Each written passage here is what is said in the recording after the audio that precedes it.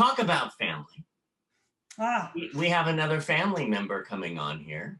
oh, excellent.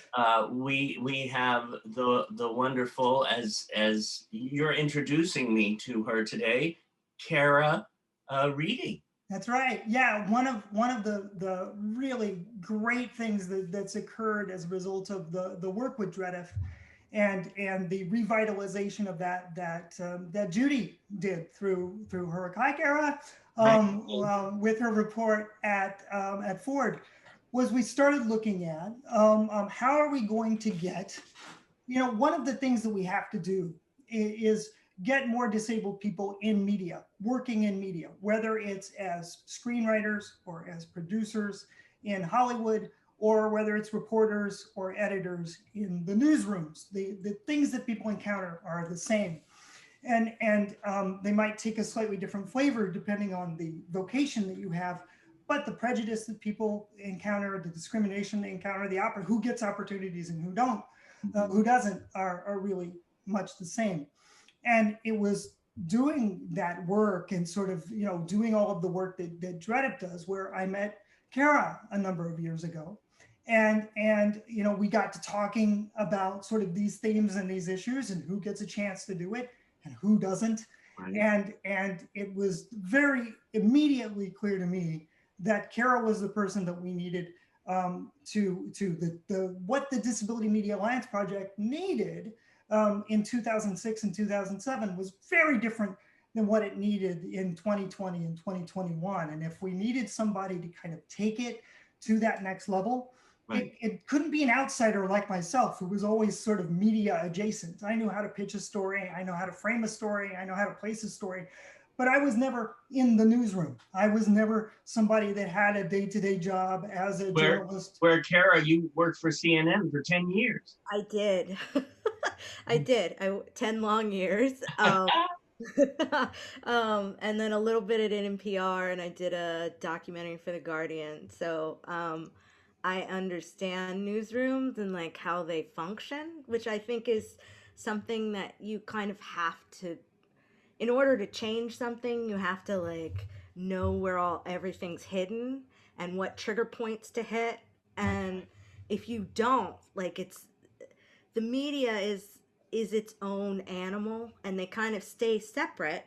And especially with journalists, they stay separate so that they don't seem biased. But the problem is that when you're in a vacuum, Yeah, and you don't let other people in to tell stories that maybe you don't know, and you keep hiring from the same 5 schools, and everybody looks exactly the same.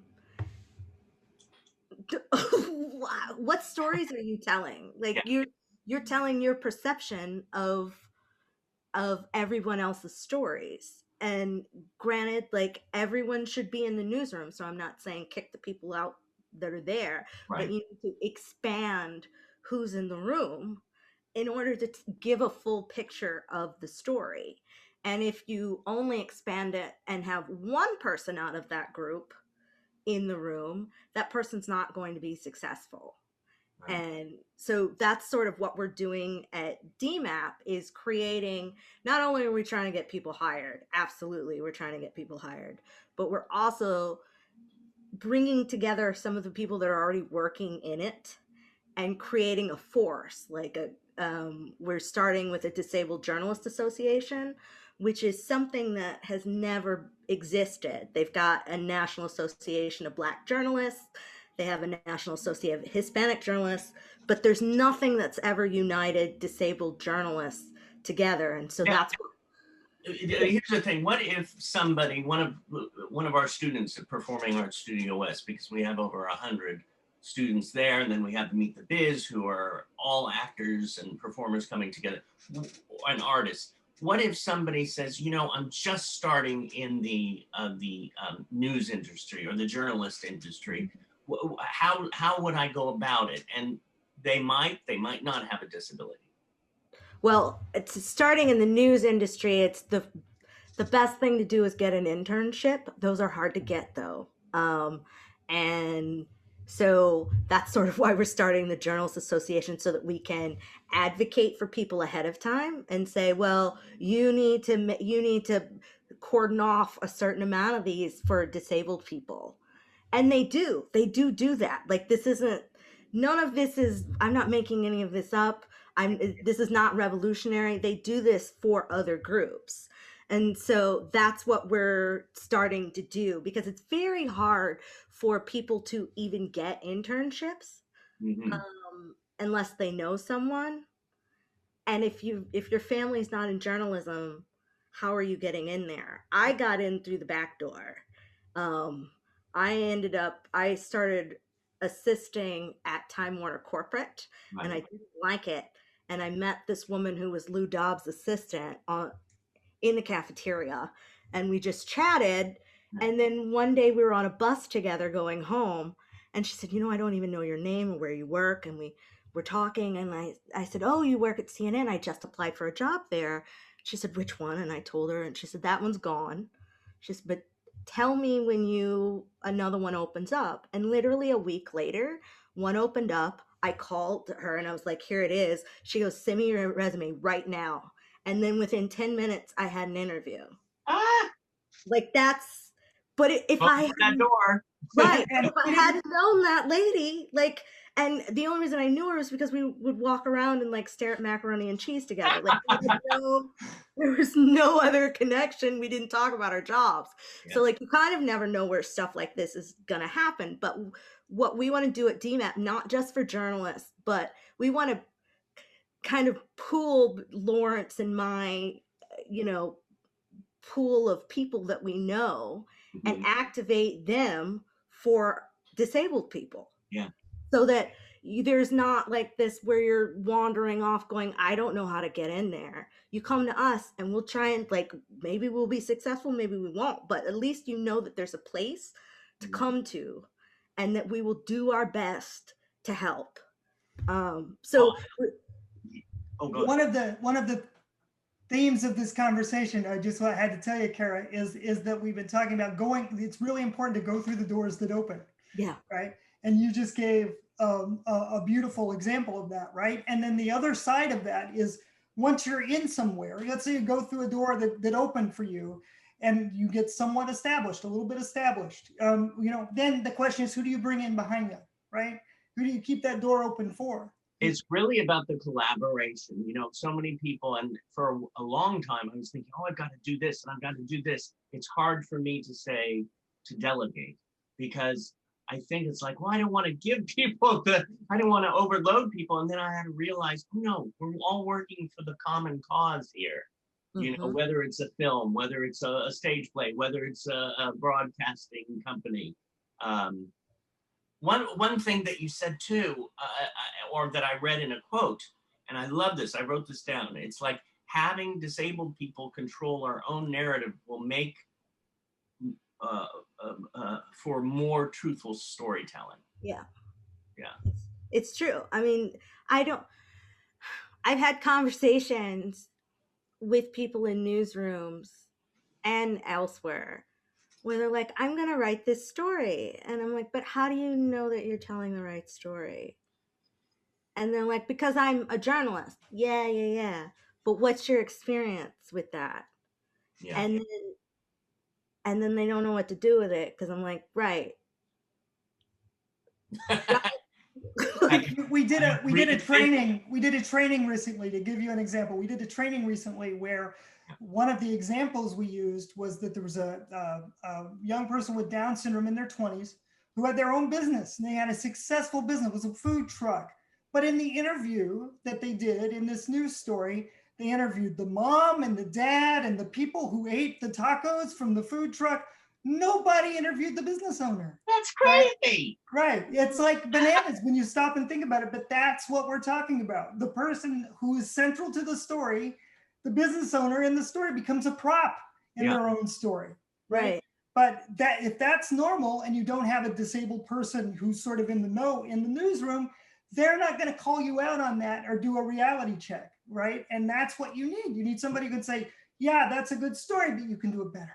Now, And do this you is see do you see those doors opening up? like either opening up or bursting open right now? Um, there's movement, which there never has been. So I don't want to oversell that because there's still a lot of work to be done. Yeah. But there is movement where people are starting to go, oh. And so at least we're there where people are starting to say, oh, okay, maybe we weren't. Now we've got to get over that hump where they're like, but we can do this ourselves. Thank you very much. No, you can't. We're on that hump right now where we're like, nah, nah, nah. You got to open up, let us in.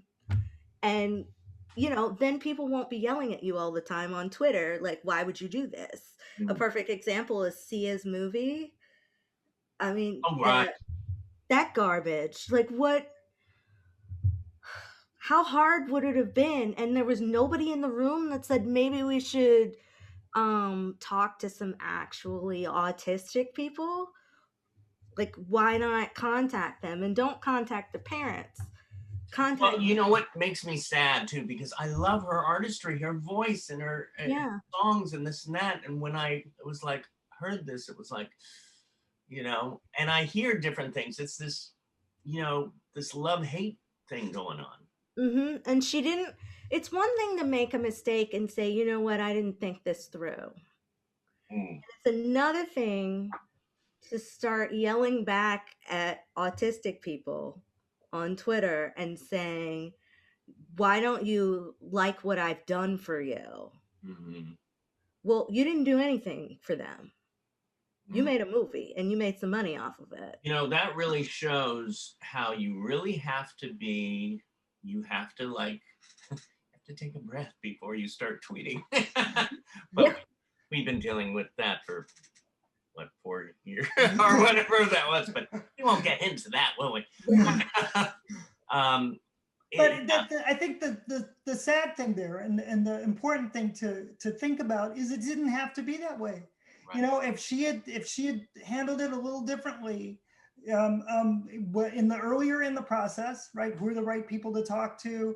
Who's going to give me guidance? What do I need to know about doing the subject matter? If she had done like the homework at the beginning, that would have been better. But even let's say she had made this film and then actually autistic people responded. If she had said, oh my gosh, you're right. I went about this wrong. What do I need to do? If she had handled the controversy better, it could have been different. Both things were done poorly. I think too, sometimes it's sort of like going to a doctor. You get 2 or 3 different, you have to go for a surgery. You get 2 or 3 different. It's like a second opinion. Second opinion. Yeah. So even if she went to maybe one place, maybe go to another place, get different viewpoints to get a full rounded thing. And I'm saying this too, for as each person in their own life, when you go out there, learn as much as you can about all this stuff. Right. Yeah, it's, even disabled people, we don't disability is such a huge, broad subject matter. I'm a little person. Like, I know about little people stuff. I don't know. If I were to write an article about autism, I would have to do mega studying in order to do it correctly. But I know that, like, I understand that, and I would reach out to people. And that's part of what we're trying to teach people too, is that you don't know what you're talking about. And you shouldn't, they're starting to get it with race, where people can't just write about race and you don't know what you're talking about. I mean, some people still do, but it's, with disability, we're not there yet. People are like, no, I saw Jerry Lewis's telethon when I was growing up, so I get it. And you're like, you just mentioned a telethon, so you don't. But there's. I'm going to go somewhere else too here. You are a journalist, you're an actor, you're a photographer, you're a director, you're a producer. Do you have a favorite thing? No. So the reason why I am all of those things is because I experienced so much discrimination early on. I understood that I needed to know how to do everything. So I started out as an actor. I wasn't even like journalism wasn't even something I ever considered. But I started out as an actor, and then I had trouble in college um, with my theater program, and I left. I'd never wanted to do anything else. I didn't have any other plans. So I graduated from college with not getting many parts. I hadn't really been trained fully, Uh-huh. and I knew that. And I kind of gave up and was like, you know what? If it was this hard in college, what's it going to be like outside? Yeah. So I wandered around for a little bit, and then I was like, you know what? I'll go to photography school. So I went, got a degree in photography. But during my time in photography, I had a teacher that targeted me, told me to drop out every quarter. Yeah. What? Yeah. Constant. Berated me, abuse. It got so bad, some of my friends wanted to swap work and see what he would do if they showed my work instead of me showing it. Did they ever do that?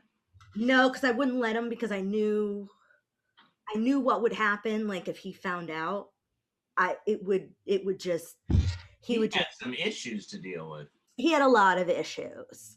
And so then I graduated from there, kind of worn out, and I came to New York right after. And had struggled to find a job, so I ended up at Time Warner Corporate, and then I hated corporate because I'm an artist. So I was like, well, CNN has jobs. That looks close. And so I just went to CNN and was like, I'll go here. Let's see what this is about. And I ended up in the documentary unit and learned how to make documentaries on the job. But I was discriminated against at CNN all day, every day. Just vicious. I can't even Like Mean Girl stuff. mean Yeah. girl stuff that like if I told you, you'd be like, but these are adults. Um, so I left after 10 years and kind of wandered around, and one of my friends was like, but what do you want to do? Yeah. And I said, well, I she said, you like acting, you like doing all this stuff. So then I started creating my own pilots and writing and producing and directing them. And I acted in one, and then I didn't act in the other one. I directed it. And Yeah. so I just kind of went back to what I knew as a younger person. So that's why I have all those titles, is because I was bobbing and weaving through the discrimination and picking up skills as I went along.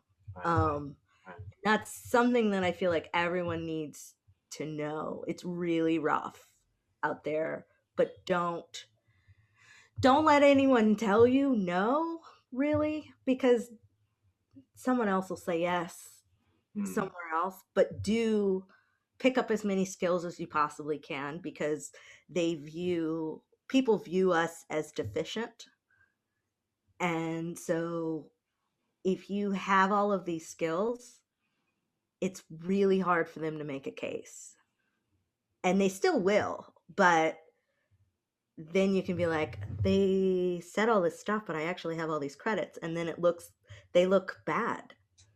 Hmm. And that's kind of what people have continually said to me. Well, you don't have enough experience, you don't have enough experience. And I'm like, but you're not giving me any Hmm. either. So I've had to go make my own. So no, I haven't had the traditional career or set of skills the way everybody else does it, but I collected them along the way, and I'm fine. Like I'm fine. Yeah. You're like a tree with all these different, limbs. This Yeah. is this is a question for both of you. What do you want the most at this moment in your life? Mm. Lawrence. Okay.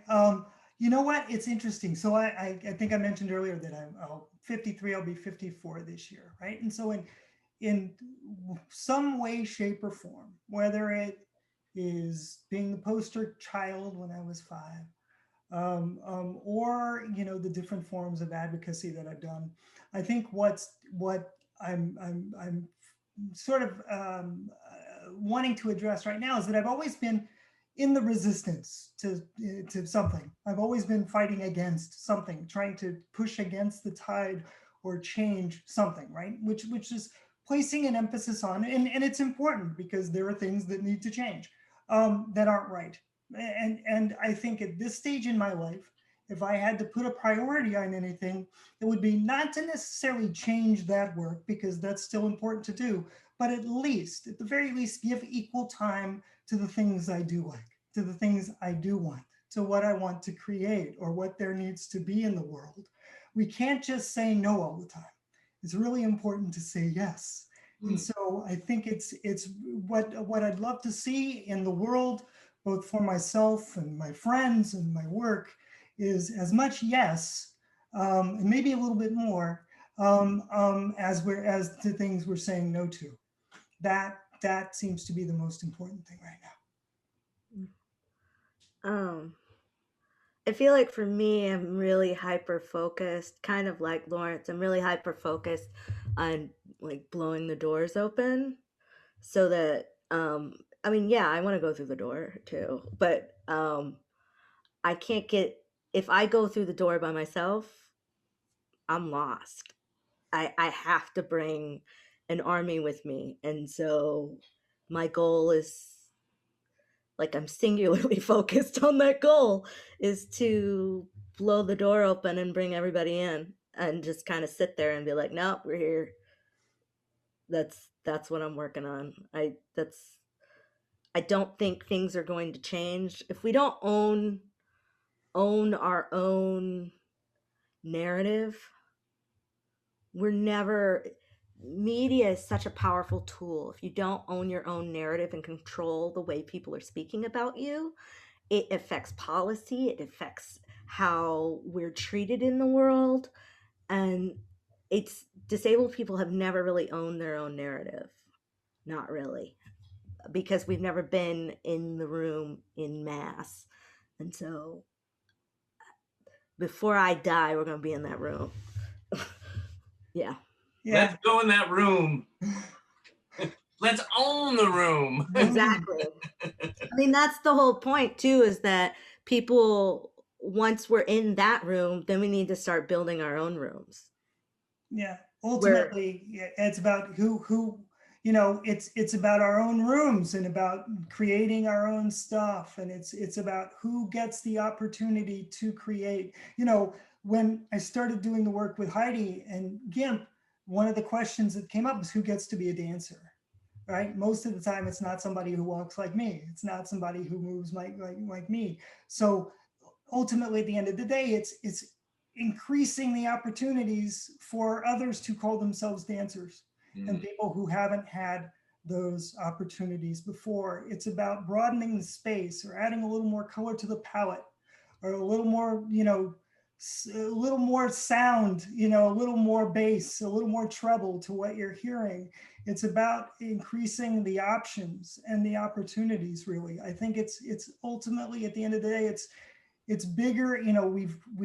What's happened, I think, a lot recently in the country, we because of politics and people lead or they show an example whether they want to or not, and it's all become very hyper focused on the individual. And I don't talk about being a person with a disability anymore. I talk about disability communities, and I talk about the fact that there's more than just one of us out there. There's a whole bunch of us. And so I think it's really about expanding our options and expanding our communities and expanding really who gets to play in these various places. That's I think where my attention, I want to put it, and where I hope the world's attention goes. Yeah.